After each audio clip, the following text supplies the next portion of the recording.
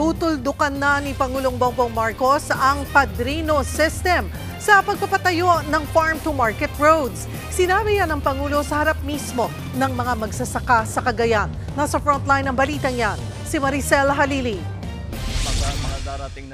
Hindi na uubra ang palakasan system pagdating sa farm-to-market road. Yan ang binigyang diin ni Pangulong Bongbong Marcos sa pagharap niya sa mga magsasaka sa Claveria, Cagayan kaninang umaga. Sabi ng Pangulo, may nagawa na silang plano nito para sa buong Pilipinas. Pero kukonsultahin muna nila ang mga lokal na opisyal para tiyak na tama ang mga kalsadang aayusin.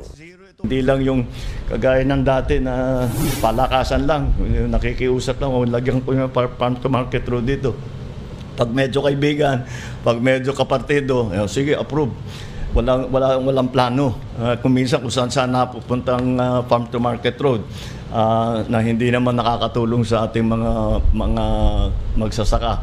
Kaya ito inayos na natin. Target din ng Pangulo na makapagtayo ng 300 farm-to-market bridges sa loob ng 4 na taon. Marami raw kasing ilog ang kailangang tawiran ng mga magsasaka.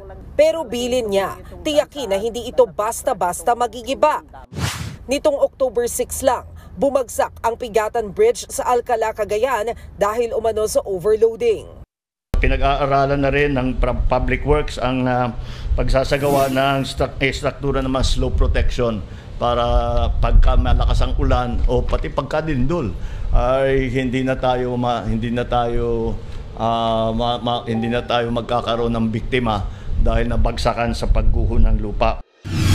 Sinabi ni PBBM ang lahat ng ito sa inaugurasyon ng Union Water Impounding Dam sa Barangay Union at Kadkadir sa Claveria. Nakumpleto raw ang proyekto sa loob lang ng 14 na buwan. Target nitong makontrol ang tubig para hindi lumubog sa baha ang mga mabababang lugar sa Cagayan. Nagbabalita mula sa Frontline, Maricel Halili, News 5. Mga kapatid, Cheryl Hosing po. Maging maalam at may pakialam sa mga napapanahong issue at headlines.